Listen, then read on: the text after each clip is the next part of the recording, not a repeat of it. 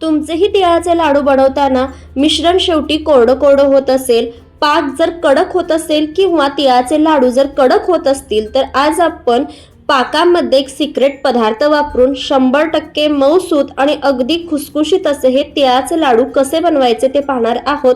त्यामुळे video skip न करता शेवटपर्यंत नक्की पहा। तर त्यासाठी येथे मी अर्धी वाटी शेंगदाणे घेतलेले आहेत। शेंगदाणे ऑप्शनल आहेत पण खूप छान टेस्ट लागते। तर शेंगदाणे आपल्याला लो गॅसवर चांगले खरपूस असे भाजून घ्यायचे आहेत। तर हे 2 ते 3 मिनिटं आपण शेंगदाणे चांगले असे भाजून घेऊयात। तर हे पहा, शेंगदाणे खूप छान आपले खरपूस भाजले गेलेले आहेत। लो गॅसवरच शेंगदाणे भाजायचे आहेत, म्हणजे आतपर्यंत चांगले असे कुरकुरीत भाजले जातात आणि लाडू खाताना सुद्धा टेस्ट खूप छान लागते। तर आता हे शेंगदाणे भाजून झालेले आहेत। मी हे शेंगदाणे साईडला काढून घेते। त्यानंतर यामध्ये 1 वाटी तीळ घालायचे आहेत। तर तीळ येथे मी पॉलिश तीळ वापरलेले आहेत। तुम्ही सिंपल आपले तीळ जे भेटतात ते सुद्धा वापरू शकता। तर हे पहा, एकदम पांढरे शुभ्र असे हे तीळ आहेत।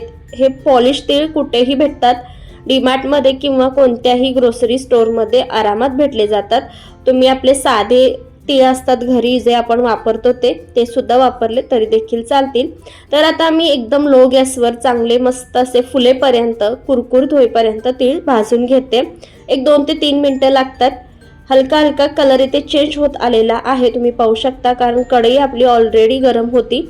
तर इथे चांगलं असं मी भाजून घेतलेले आहेत। तीळ बऱ्यापैकी आपले फुललेले आहेत आणि हलकासा कलर सुद्धा तिळाचा चेंज होत आलेला आहे।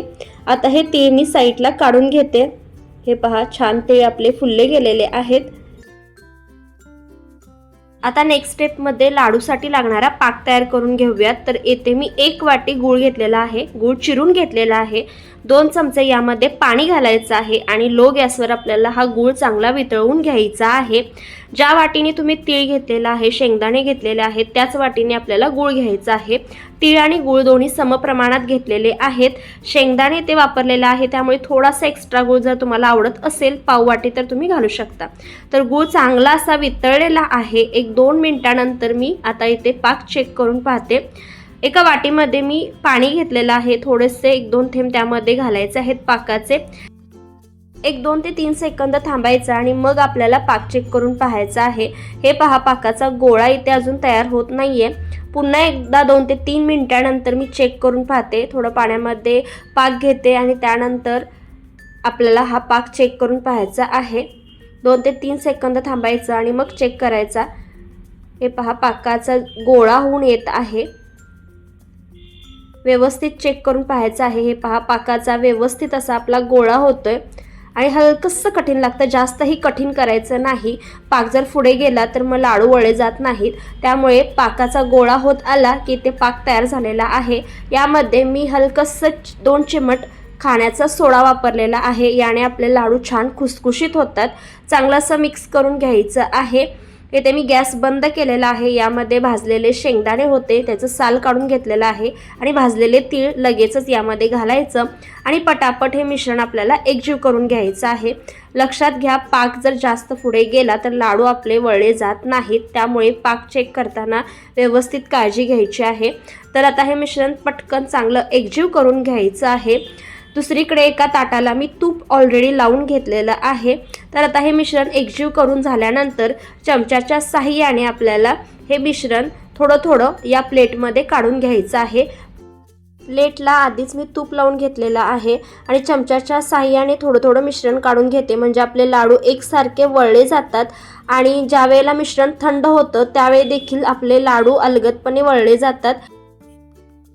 तुम्ही जर या चॅनलवर नवीन असाल तर अशाच नवनवीन रेसिपींसाठी चॅनलला पटकन सबस्क्राईब करा, बाजूच्या बेल आयकॉनवर प्रेस करा, म्हणजे येणाऱ्या नवनवीन रेसिपींचं नोटिफिकेशन सगळ्यात आधी तुम्हाला मिळेल।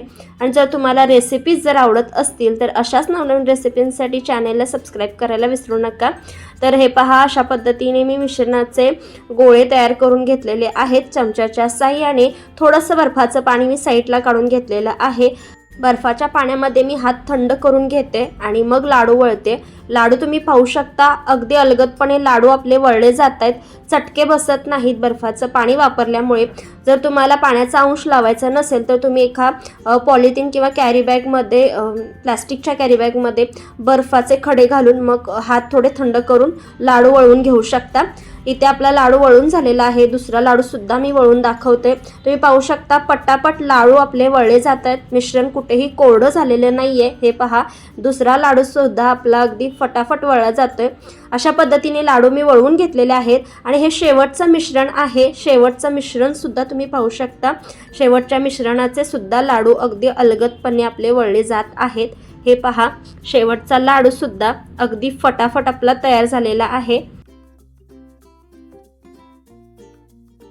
हे लाडू आपले अजिबात कडक होत नाहीत. मस्त मऊसूत आणि खुसखुशीत असे हे आपले लाडू तयार होतात. तर इथे आपले दिलेल्या साहित्यामध्ये मीडियम आकाराचे जवळपास एक 15 ते 16 लाडू आरामात तयार होतात. तुम्हाला लाडू मी मोडून दाखवते. एकदम छान खुसखुशीत होतात. कुठेही कडक आपला लाडू होत नाही. हे पहा. तर तुम्हाला ही रेसिपी कशी वाटली कमेंट करून नक्की सांगा. जितक्या जास्त जमेल तितक्या जास्त नातेवाईकांना, फ्रेंड्सना व्हिडिओ आवर्जून शेअर करा. वेळात वेळ काढून रेसिपी पाहिल्याबद्दल तुमचे खूप खूप आभार. जाता जाता व्हिडिओला एक लाईक आणि अशाच नवनवीन रेसिपींसाठी चॅनेलला सबस्क्राईब करायला विसरू नका.